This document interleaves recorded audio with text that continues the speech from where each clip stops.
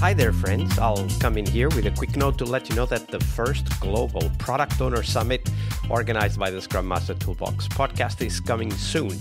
To know more, check out the bit.ly/Product Owner 2023. That's bit.ly/Product Owner 2023. That's all one word, all lowercase. And stick around to the end of the episode to know more. But for now, on to the show. Hello, everybody. Welcome to our Team Tuesday. This week we have with us Caterina Palmiotto. Hey, Caterina, welcome back. Hi, Vasco. Thank you. So Team Tuesday, Caterina, is of course all about teams. But before we dive into the team universe, share with us first what might have been potentially the book that most influenced you in your career as a Scrum Master. Okay, so I'm going to choose maybe a weird one. Let's see what you think.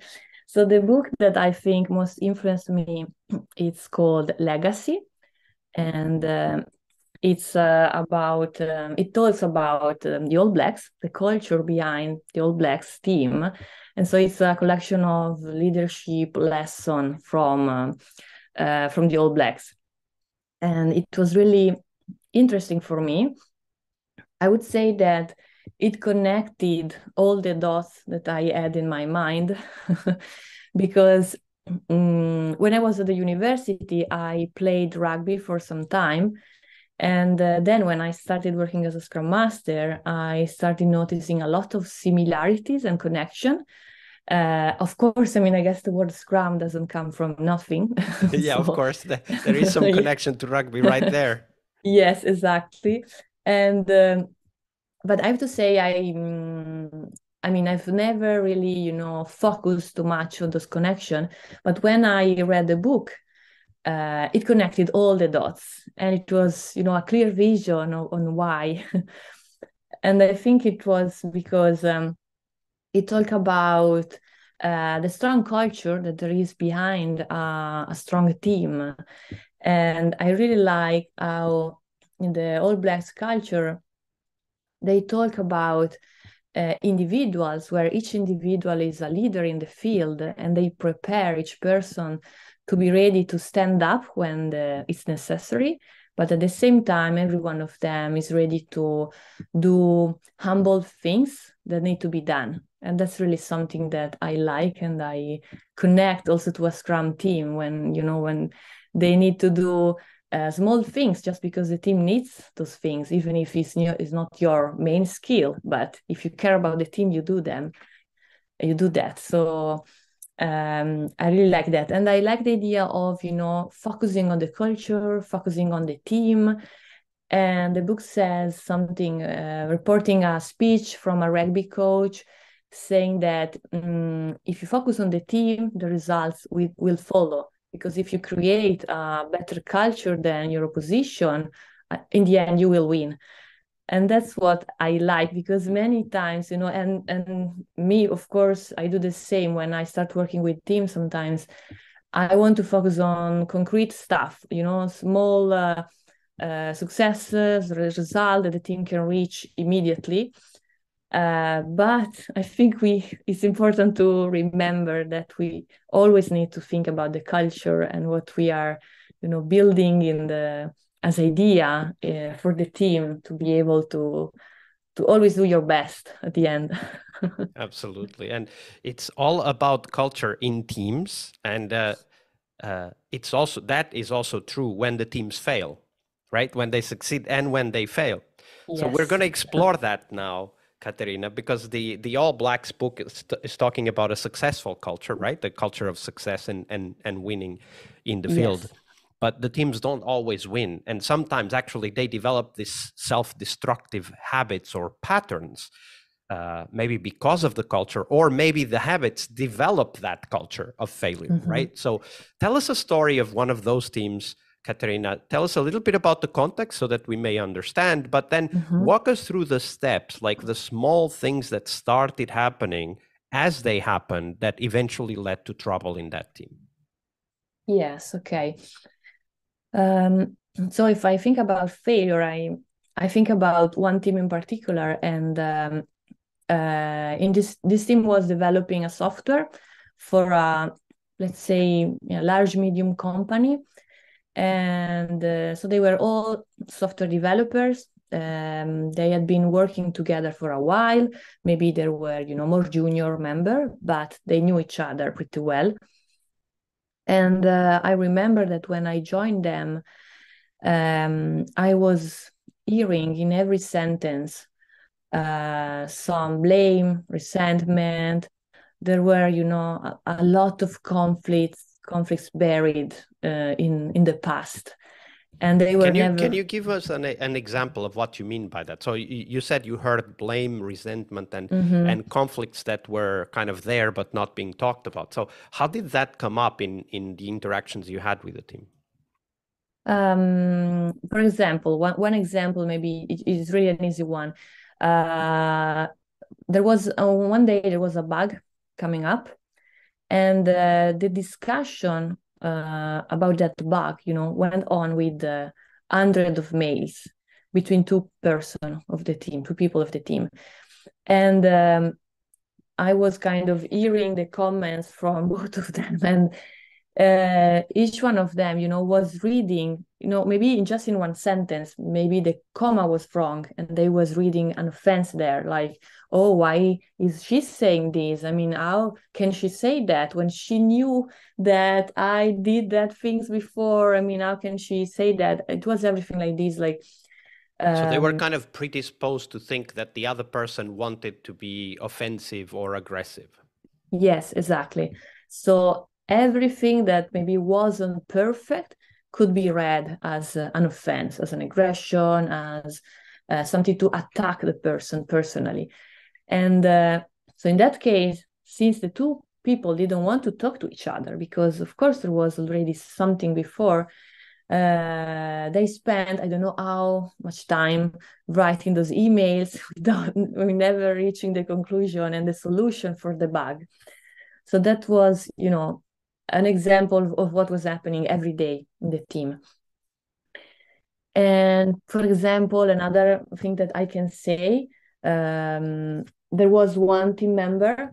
He was having problem at home. With problem, I mean that we were all working remotely. He had a child, and he couldn't go to school because the school closed during the COVID.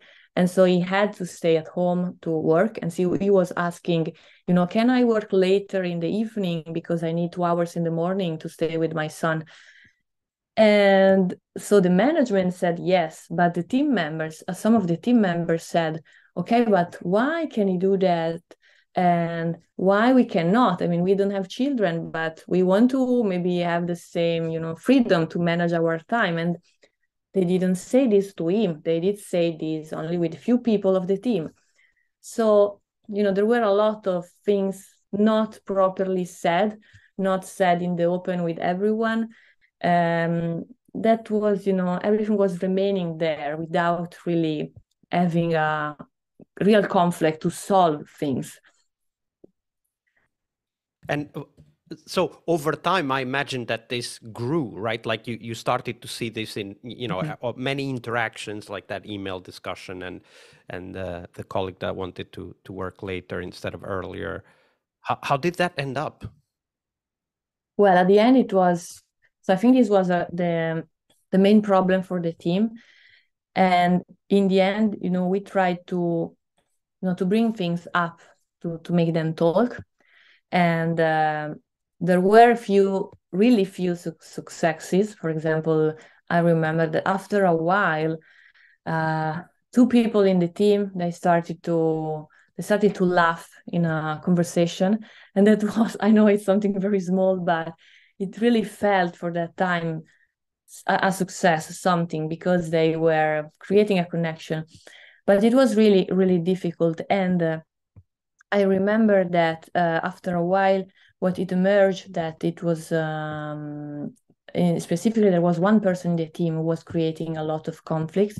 So everyone had, problem in the team, but there was specifically one person who was creating the majority of conflicts inside the team. And so in that case, I'm honest, we didn't solve that because there was lacking of decision from the management. So in that case, I think, I mean, my opinion was that it was important to remove the person from the team because it wasn't working. So, after months of tries, in that case, nothing changed. And so I think the management should have taken the difficult decision to change, to remove the person. They didn't. And so I think we couldn't do much more. And I discovered, I think 1 year later, I wasn't working with them anymore. 1 year later that the person left autonomously and the team started to work better. So I would say, if you see after some time, this is what I've learned again, after some time, you see that you cannot change things. It's important to take maybe a difficult decision because you can help the team in that way. And waiting is just, bringing bad results at the end. Absolutely. And I do want to emphasize that realization is not easy, right? Like it's not easy to say, okay, yeah, we can see that this person is causing most of the conflicts and it would be better for the team if they weren't with the team anymore. That's not easy. It's not easy to get to that conclusion. But one of the things that I've also learned, and I guess it's also part of your story, is that at some point we need to listen to our intuition, right? We can't repress it anymore. And we need to say, okay, so what's the next step, right? And sometimes the best next step is actually to remove a person from the team, yes. Especially because the team might self-destroy if we don't do that. And we've heard such cases here on the podcast, and maybe that person will be happier elsewhere and will not be creating those conflicts elsewhere. Yes, exactly.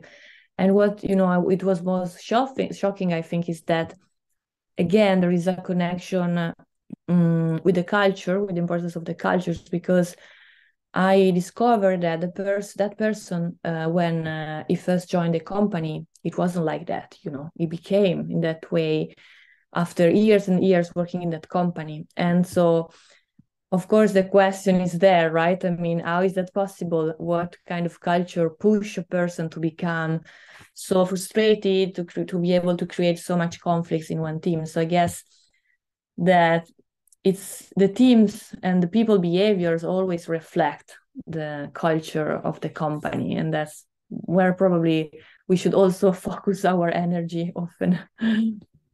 Absolutely. Pay attention to the culture. Well said. Thank you very much for sharing that with us, Caterina. Thank you, Vasco.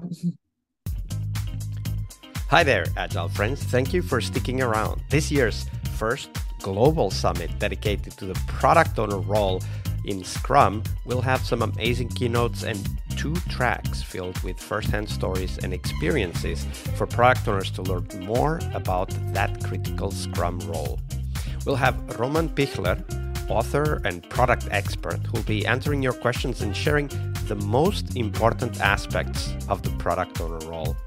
We'll also have Colleen Johnson talking about why roadmaps are probably making your life much harder than it needs to be and what to do instead. This talk was quite a success in Agile Online Summit 2022, and Colleen has learned some new tricks, tools, techniques that she will share with us when it comes to roadmaps for the product owner role. And we will also have Henrik Nyberg, author of Scrum and Kanban from the Trenches, as well as one of the creators of the Spotify model. So come in and listen to his stories. And we'll also have, of course, 2 tracks with many more sessions and even some live sessions. The 2 tracks will cover practices every product owner should know, where we'll be hosting conversations on topics that product owners need to be familiar with, like product backlog refinement, planning, and much more. The second track will be on metrics, measuring product and personal success as a product owner. As product owners, it's crucial to have a clear understanding of what are the metrics that drive success for us, and of course also for the products and businesses that we work with, and we need to continuously measure and optimize those metrics. So in this track, we'll be sharing what's working and what's not in the area of measuring success for product owners. We will also have the opportunity to network with our peers. It's a network event, of course, so get your tickets and join our Slack. Go to bit.ly/Product Owner 2023. That's all one word, all lowercase. As always, we will have free tickets and VIP tickets, which will give you long-term access to the content of this summit. So check them out at bit.ly/Product Owner 2023. All lowercase, all one word. I'll see you on the summit floor. Tuesday is Team Day here on the Scrum Master Toolbox podcast. But tomorrow we talk about something that goes beyond the work we do with the teams. We will talk about how to lead change and what our guests have learned from leading and participating in change programs during their career. See you tomorrow.